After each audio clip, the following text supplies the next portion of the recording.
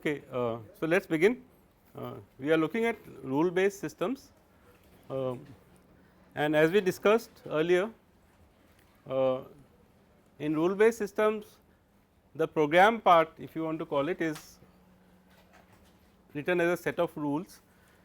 Now, these rules can do all kinds of things. They can do what you would do in normal programming, for example, sort an array and things like that, but they also were instrumental in capturing what we would say as expert knowledge essentially. So, we catch a domain expert and try to get knowledge out of the expert and put it in the form of rules. So, you could mix up rules of different kinds into one system, and that is why in the 70s and the 80s this was known as the domain of expert systems, and it was quite an exercise to get to experts and elicit their knowledge from them. And there was this whole exercise of what they used to call as knowledge acquisition, where they had protocols of how to talk to experts and how to extract knowledge from them and then put it in the form of rules essentially. Eventually, as I said in my last class, this technology or this has stabilized into something which is more popular amongst business users, because users in banks and other such organizations, they are able to express what they call as business rules in a very simple language, and the rest of the program takes care of everything else essentially. So, if you remember that a rule based system consists of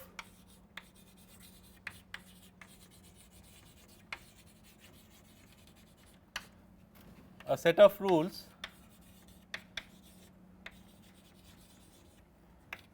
what we call as a working memory, which basically holds the data, and an inference engine.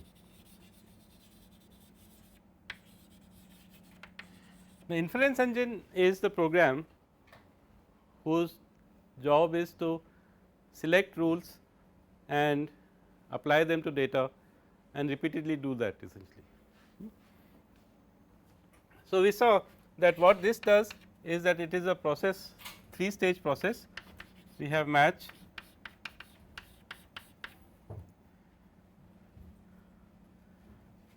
what match does is it takes input.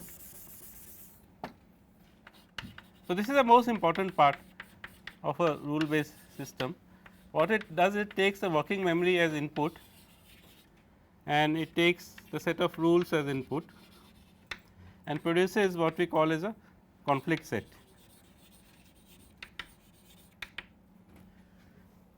So, what is this doing? If you remember that each rule is of the form pattern 1, pattern 2, pattern n, and some actions on the other side, and the actions were, as we discussed earlier, either making new data elements or deleting some.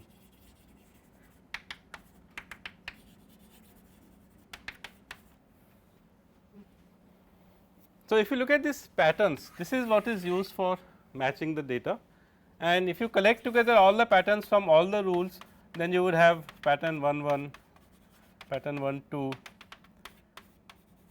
pattern let us say 3 1, pattern 3 2.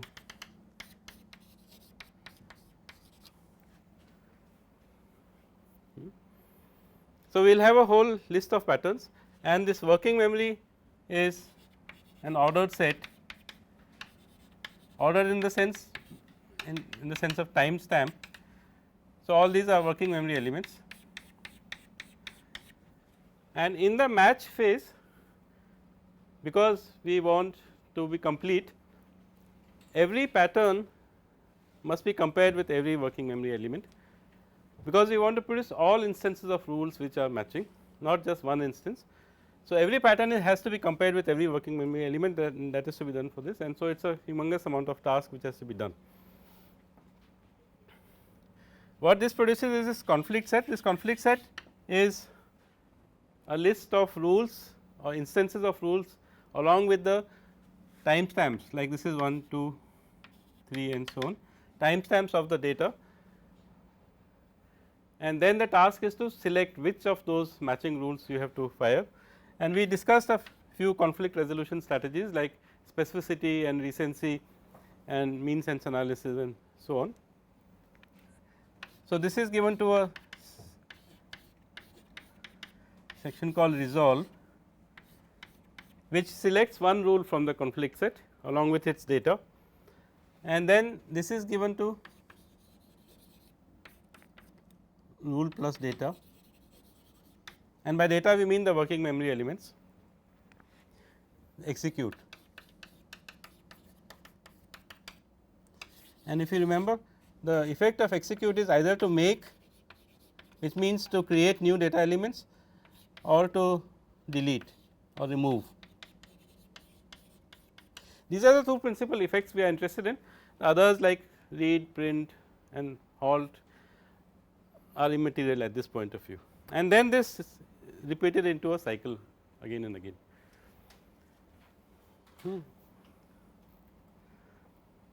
So, we had observed that this brute force match has two deficiencies.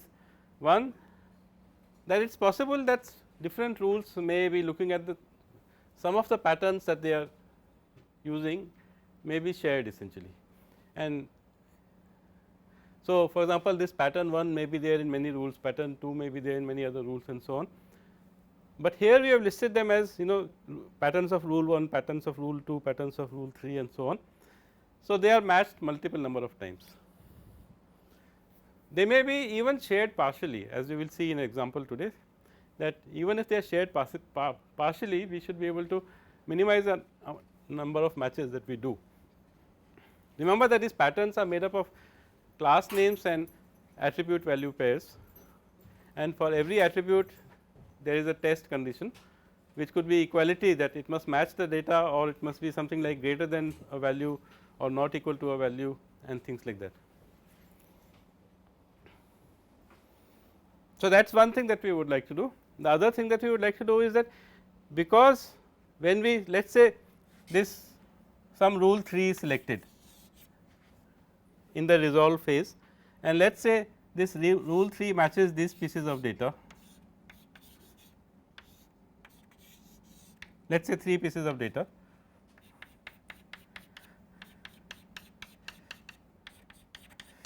It is possible that when this rule 3 executes, it may say delete this data. So, let me just put a cross here and delete this data, and maybe it might say add a new data, okay, or let me use the term make here. So, let us just take this simple example. You are deleting 2 elements, let us call these elements A and B, and you are adding a third element which let us call it C essentially. That is the only change you are making into your working memory. 2 elements are being removed and 1 is being added. So, what we expect in such a situation is that most of the other rules which were matching with some data earlier in the last cycle will continue to match in the next cycle as well, and we would like to avoid the trouble of matching them all over again essentially. So, these two properties of this particular match algorithm are done away with by the algorithm that we are looking at today, and it is called the Rete algorithm. It was, as I mentioned earlier, given by Charles Forgy in 1979 as part of his PhD work, and based on this he devised a language called OPS5, which some people say stands for official production system language. So, remember that we also call rules as productions, and all this was happening in CMU at that time. And today we want to look at the details of this algorithm, the Rete algorithm, and the structure behind it essentially. So, let me also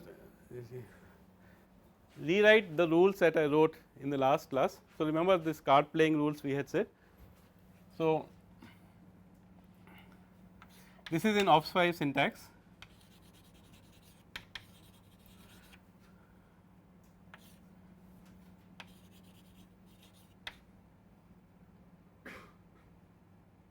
Something like this.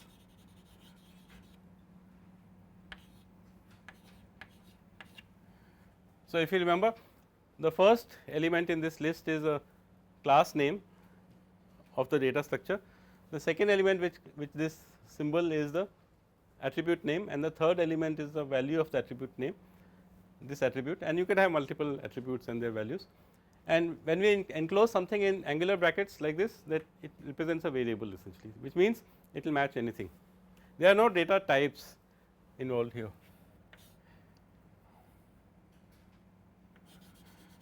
Let us say we also have a working memory element which says who has to play.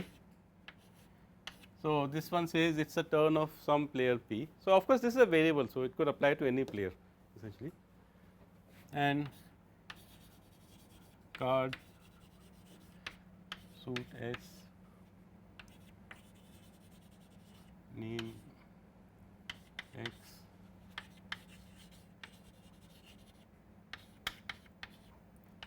and we are saying in this third pattern that there is a card which is of the same. So, whenever we have the same variable name in two different patterns in the same left hand side of the rule, they must match identically to the same value essentially, they cannot match different values. So, if there is a card of this suit which is being played whose name is X and is held by player P, then this player can play this card essentially.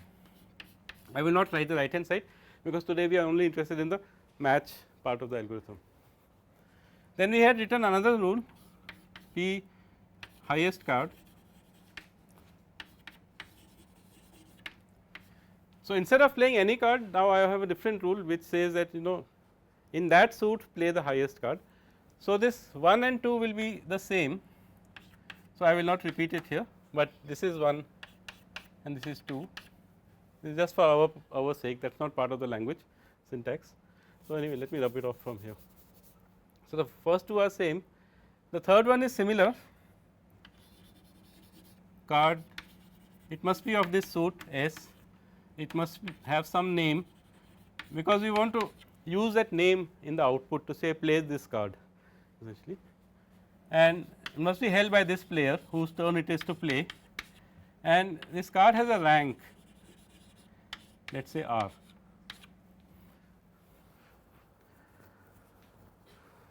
Now, we are interested in playing the highest card. So, we have this extra bit of information in this particular pattern. So, obviously, notice that patterns can select any subset of the class information.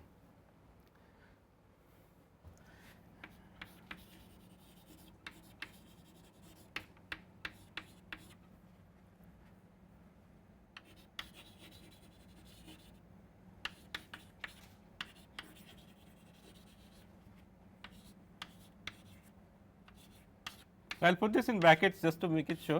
So, this is the condition that we are looking at. Yes, and this is a negation sign, and this should be read as saying the first two conditions are the same, that the suit being played is S, it is a turn of player P. Player P has a card in this suit S whose rank is R, and there is no card held by player P in this suit S whose rank is smaller than R, which means higher than R. So, we assume that this thing. Then we will say play this card. So, in both instances we will play this card name X of this suit. So, play this jack of spades or something like that. So, let me just give you a third rule, and those of you who are literate will recognize this as playing a trump card when you do not have a card like this. So, the first condition is the same, the second condition is the same. We have a third condition which is saying that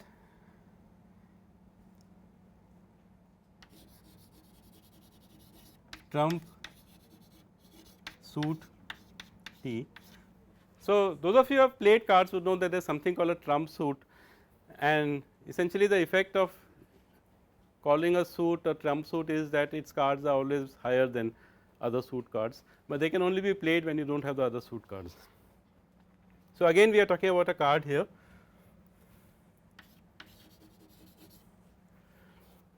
So, I will not write this name and all, but what I will write here is that the suit is trump and everything else will be the same, that there is a card held by player P whose some name is X, and rank we are not bothered about here, but the suit that I am selecting is this trump suit T and not the suit S, which I have said here. I can even, to be explicit, I can even say, instead of writing just T, I can write T not equal to S, but it turns out that in this particular example it does not really matter. So, I have not written it like that, but those are the kind of things you can write as condition checks essentially, and no card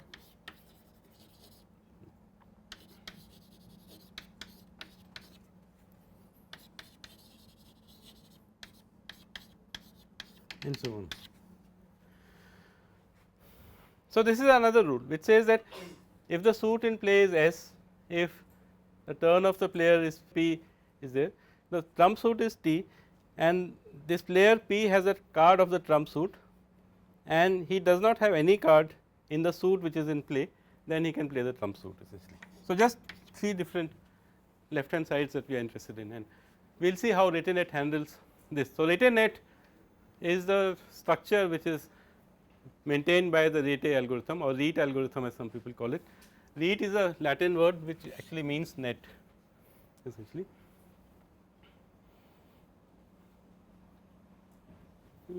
So, the Rete net is made up of 2 layers, you might think of it as a network. On the top is a discrimination network,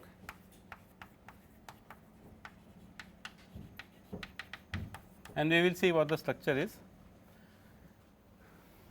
and below is an assimilative part.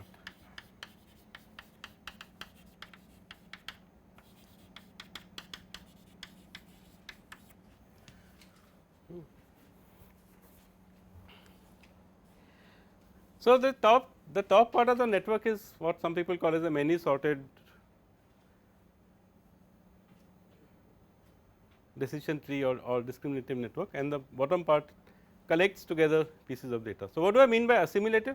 That for every rule I need a set of patterns to match, and the bottom parts will see that it gets those 3 patterns matched essentially. Okay.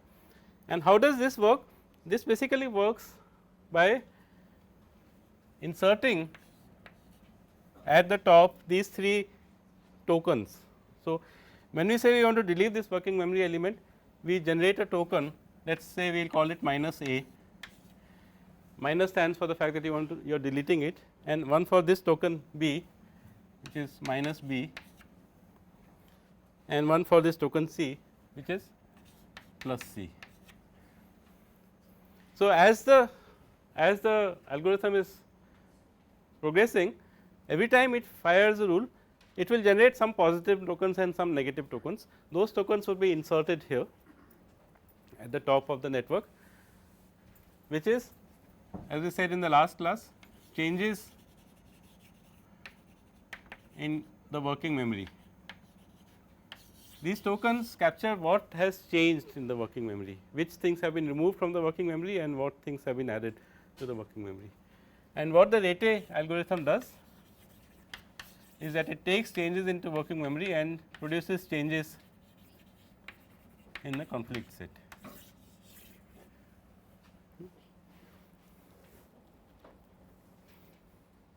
So, here are the different rules R1, R2,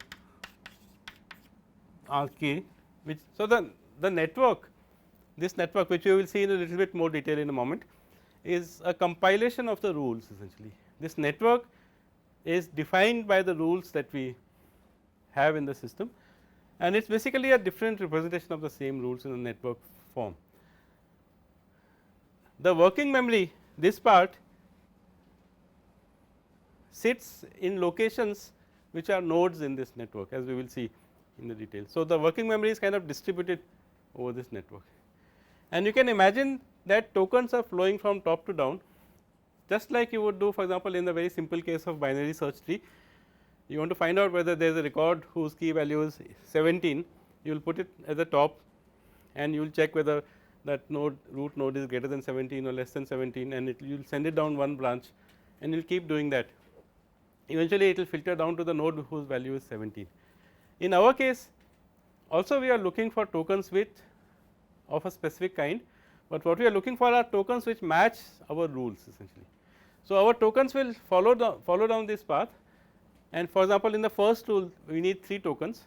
So, 3 different tokens, if they come there, this part is only to make the search efficient, just like in a search tree. This part is to collect together the different patterns that a rule need. So, if we can somehow collect 3 tokens for this rule 1 and the 3 tokens arrive here, then we will say rule 1 is matching, and once it is matching, and as long as those tokens are sitting there, it will continue to match essentially. Only when we make these changes, if something happens, then it may go out of the conflict set or something like that. So, this gives us the conflict set here somewhere. Remember, conflict set is a collection of instances of these rules. Each rule may have more than one instance with different pieces of data. A collection of instances of these rules along with the identifiers of the data elements they are matching, which is the timestamps that we use here. So, these are the identifiers. They basically tell you when was this token made. So, to start with, you can imagine that whatever the data that you have, you just put the whole thing into the net instead of just having a few changes, the whole working memory, that is the starting point, and it will go and trigger a different set of rules and you will get the conflict set. Then the resolve phase will select one of those rules in the conflict set, execute it, generate a few tokens like this. Those few tokens would be put in here and they will again trickle down this network and make some changes on the way, but otherwise the rest of the match is sort of static in this network in some sense. So, let us see what this network looks like. So, as I said, the top part is discriminative in nature. It tries to separate tokens of different kind, so that you do not have to do a sequential match. Now, that is a basic idea in many of these search algorithms. So, the first thing we test for is the class name. Okay. So, we have one class name here, suit. So, let us say this is a root, and here is a node. Such nodes are called alpha nodes.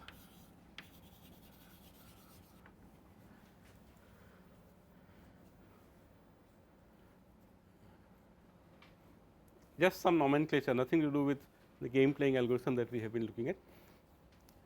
And what alpha nodes do is that they have exactly one parent and they do a certain test, and the test is what we are writing in the box, and in the first level it is a class name, that the class name is suit here.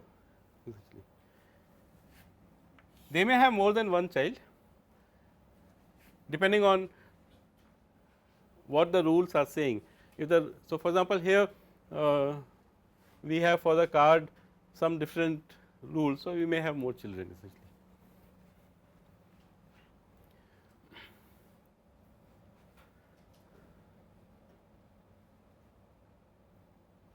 So, the second one is for some attribute from the class name essentially. Now, in our case the attribute is played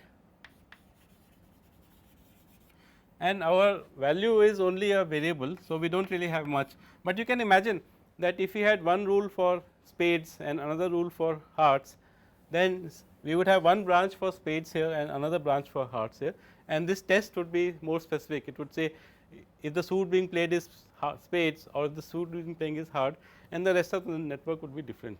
In our example, we have only a variable, so it does not matter, we have only one branch here. Then let us finish off the easier part first, which is the second class name, which is turn, and it has also only one value. See, in all the rules we have only one value, turn of p, turn of p. Again you can imagine if we discriminated between the different players. So, if we said turn of south or turn of north or turn of east, where north east, south east are the names of the players, then we would have different branches coming out of here. So, again we have only one branch, because there is only one pattern of this kind. Every path in this represents a pattern, and if you have different patterns which are slightly different, then they will diverge, and one pattern will go this way, another pattern will go that way. So, it is like a structure which is similar to the trie structure. I do not know if you have studied the trie structure. It is a little bit like that essentially. So, all these are alpha nodes. Alpha nodes have one parent, and every node has a memory associated with it, in which tokens can sit essentially. So, let us assume that the memory is behind it and we cannot see it from here. Then the other kind of nodes are beta nodes. So, I will draw the beta nodes with a circle, and what they do is pull together tokens from different patterns or tokens which are of different patterns essentially. In our example, there is no test to be done, these are kind of independent, and all we are saying is that we should have one token of this kind and one token of this kind, then we have these two patterns at least. Our first rule needs 3 patterns. So, we have collected 2. So, these are beta nodes. Beta nodes may have, or in the implementation that we are describing here, have exactly 2 parents. We can have more than 2, but let us assume that this is like a join of 2 structures, and we are only joining 2 patterns at a time essentially. So, if we have 3 patterns, then we will first join 2, then a third one, and that kind of a thing.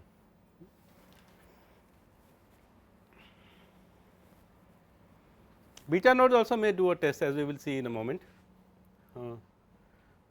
So, let me do this rough rule first at this end.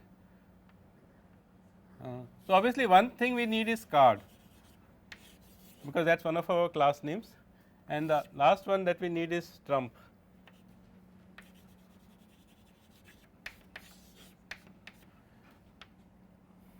And it has one attribute called suit, and it has a value called T.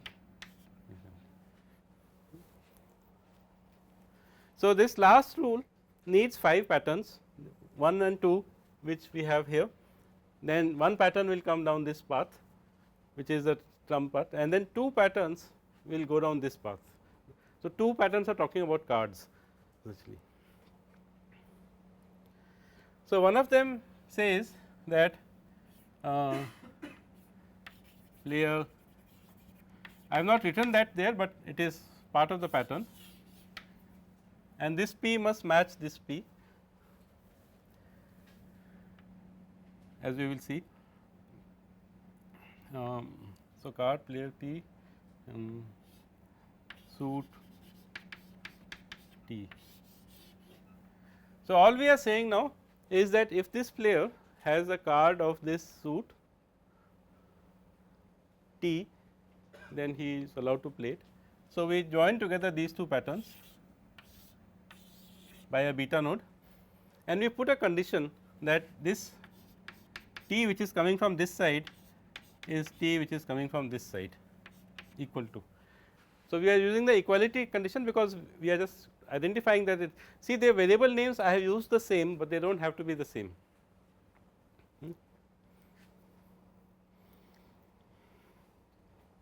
There could have been different variable names, but this test is saying that, okay, in this case it is the same. So, let us see.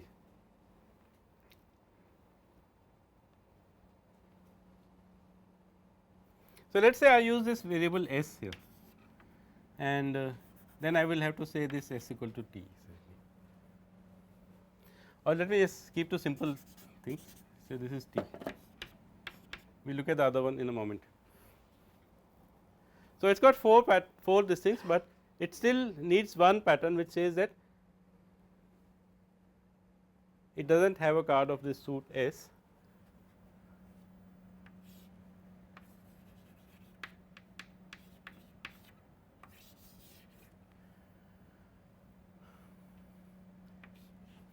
Now, we want to do a match which says that he does not have, or such a data element does not exist. Now, that can be done in a various number of ways. So, remember that we said that every node is associated with a memory with it essentially. Now, I will just use some symbol which I will claim is a symbol for negation.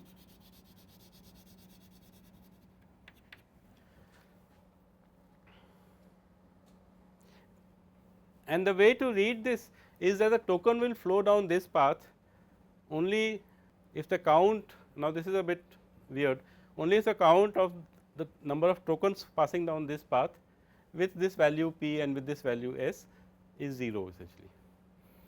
So, you must try, I mean I am just trying to use a simple way of talking about it essentially. What we want to really say is that if a token of this kind were to actually come here, then its effect on the rule will be that it will not match essentially. So, you can think of it like that essentially, or you can think of it as saying that the count of the number of tokens.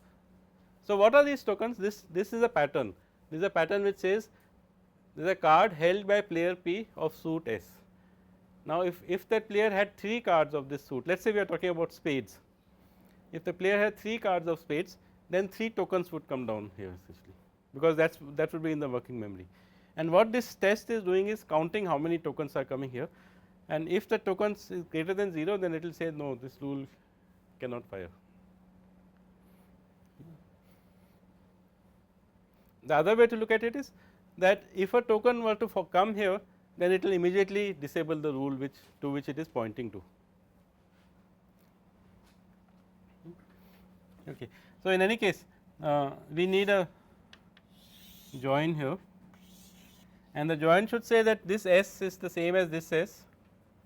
So, S equal to S I will just write, and this P is the same as this P.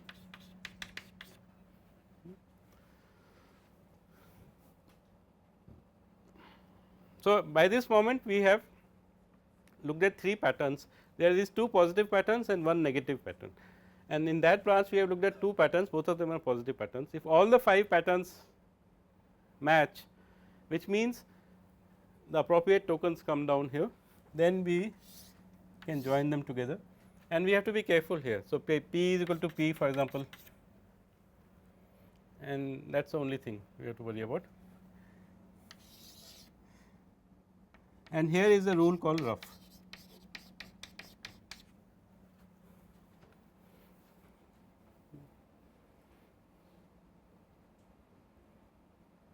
So far we have drawn the network for only one rule, which is the third rule. The third rule has 5 patterns, this 1 and 2 are same as this, that the suit being played is S, the turn of player P. The third one says the trump suit is T, the fourth one says that player has a card of T, and the fifth one says that the player has no cards of this suit which is being played S essentially. So, this no card is captured here because of this symbol, this capture the first 2 patterns, and this is the third pattern which is the trump suit which defines the trump suit, and this is the fourth pattern which says that the player has a card of the trump suit because we have said T equal to T, and here all the 5 patterns will come and sit here, and we will say this rule is now gone into the conflict set.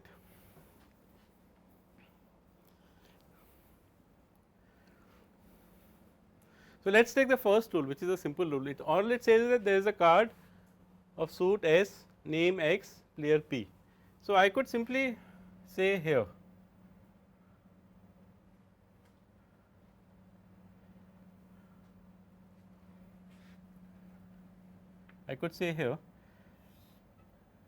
I need one more thing, which is name.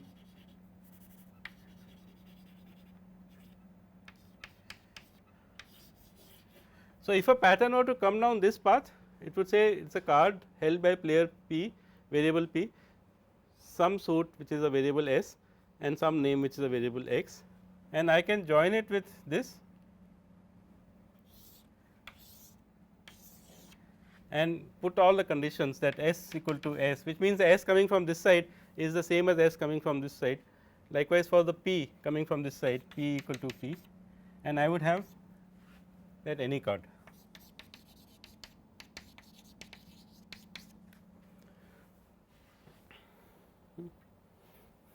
So, now you can observe that the only thing I did at this moment for the rule number 1 was to add this box here and this beta node here. So, this is an alpha node and this is a beta node, and nothing else I had to do. The rest of the match, it is the first pattern player, the suit being played is S, the second pattern the turn of player P is already there in the network. I have to just take a lead from there, and I have already joined them together, and then take this third token from here, and at this point I have 3 tokens coming together, which is what I need for my first rule essentially.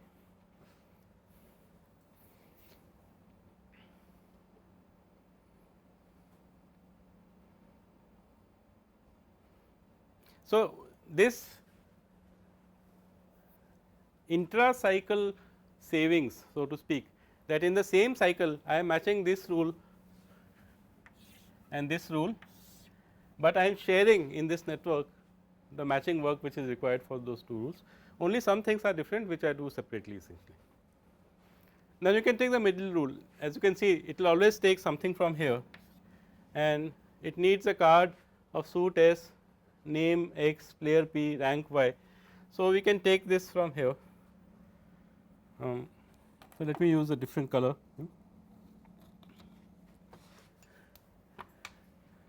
So, we can take this from here and add another alpha node of rank R, and I can take still one more from here and add another alpha node which will say rank less than R. Remember, R is still a variable at this point of time. Then I can combine them by saying this R equal to R. So, what is happening in the, if you can see this purple part, we are talking about 2 tokens flowing down this path up to here. So, actually we do not need this name, sorry.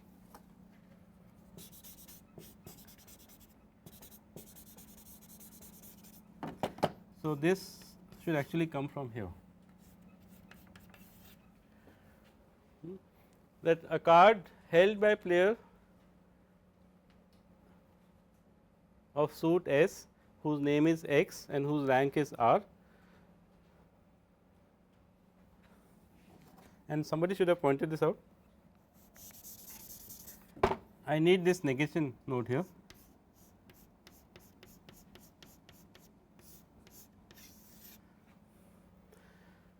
So, in this rule the third pattern is flowing from here, card held by player P, suit S, name X, rank R, and it is coming here.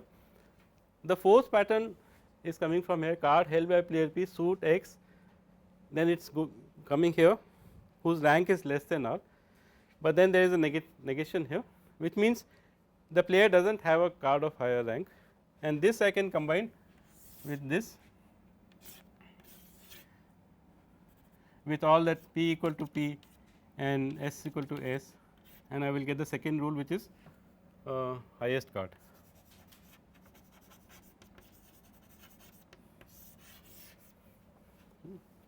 Okay, so this.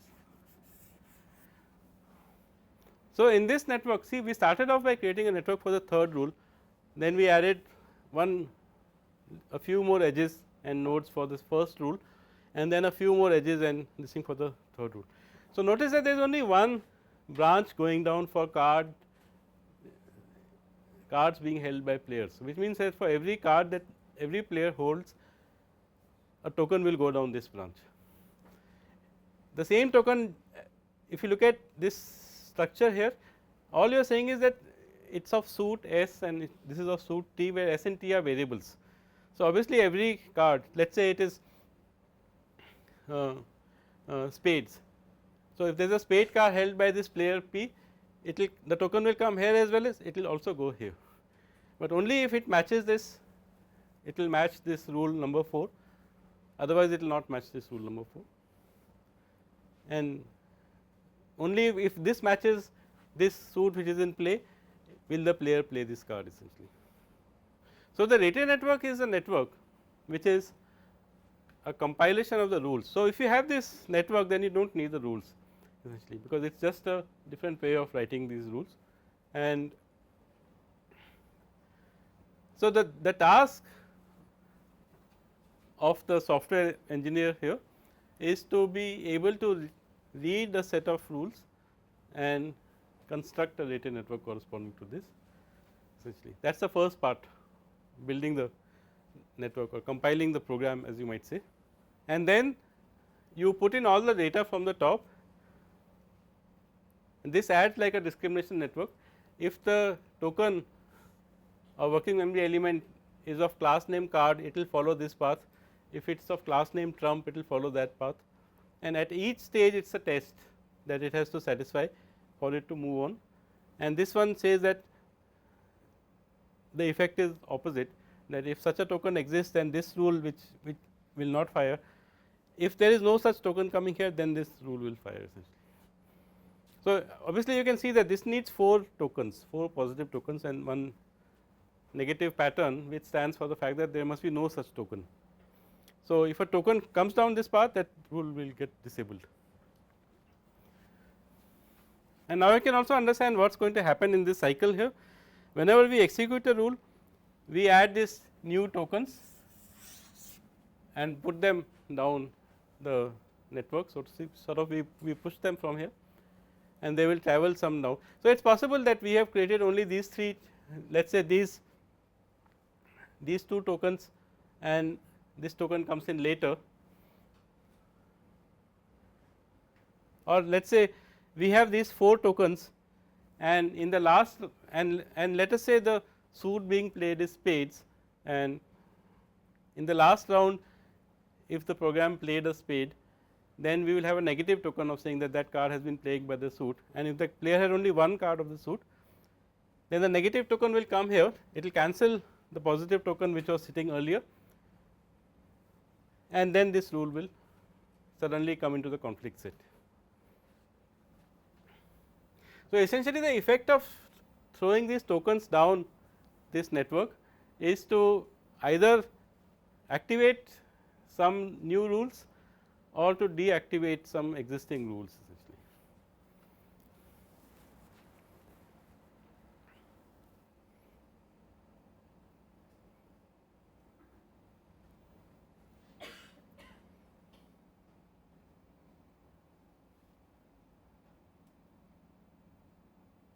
Okay. So, any questions at this point? So, I will expect that if I give you a set of rules of some domain, so I can define some, and you can look at some past papers for example, you should be able to construct a network and show where the tokens are. So, of course, here we have not created the tokens, so we do not know where the tokens will sit, and here every test is a very variable kind of a test. So, it will not stop tokens here, but supposing this was played spades, that let us say this rule was only for spades. So, if I had spades here, then if a token with hearts or diamonds or clubs comes, it will just sit here, it will never be able to reach this place, because this there is no rule to tackle those kind of cards essentially. So, you should be able to say where the tokens are sitting essentially.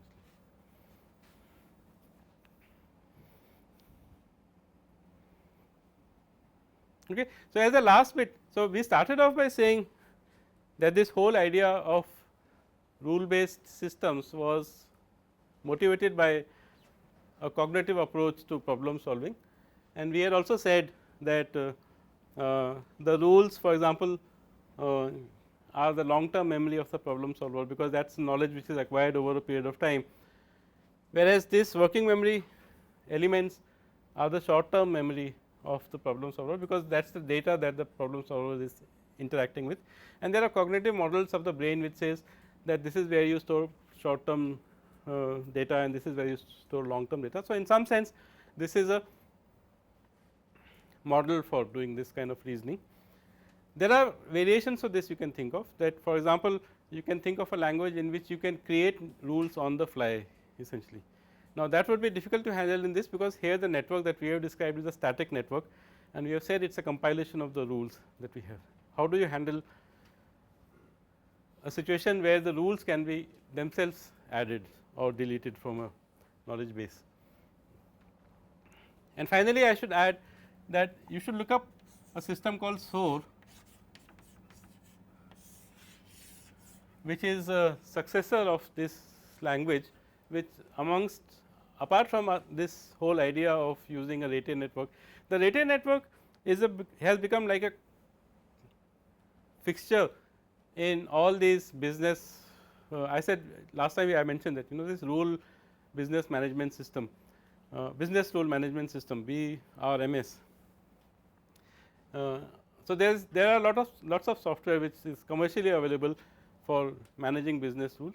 Rete network or its improvements. I also said that 4G created a newer version of the Rete network, which he called as Rete NT, which is 500 times faster than this network that we have just described. But unfortunately, we do not have descriptions of that network, because it is a trade secret and it has not been revealed.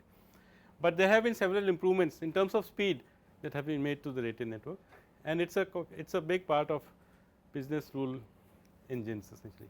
This SOAR on the other hand was continued in the university environment, again CMU, by a guy called John Laird.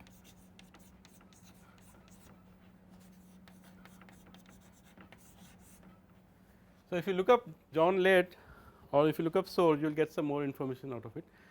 John Laird also made an observation about 4 or 5 years ago. He said that we all know that the computing industry is virtually driven by games essentially. I mean, most of the faster processors, for example, are developed because people want faster games, and you should be able to do things faster. But what John Laird observed was that games, or at least the graphic capabilities of games, the ability to render scenes which are realistic and ability to have characters moving around which look like realistic characters, has kind of saturated, that there is not much improvement you can do on that front essentially. What he says is that the next level of improvement in games will be in giving quote unquote intelligence to the characters. So, whatever avatar or whatever characters you have in game, if they are intelligent, which means if they have some knowledge of some kind and they can do some useful what you might call thinking, then that is going to be the next level of interestingness in games essentially. And he is the same guy who is maintaining this SOAR architecture. So, those of you who are interested in games, I am sure most of you are, I would encourage you to look at SOAR, and if you want to build a game which has intelligent characters inside it, then this is a mechanism, this is a language which allows you to, which is a kind of a descendant of OPS5, which allows you to express what kind of knowledge that you want to put into an agent inside a game. So, we will stop here with this. In the next class, I want to move to a different topic, which is that of planning. We have talked of planning on and off, but we will look at a closer look in a little while, I think so. Okay, so, we will stop here.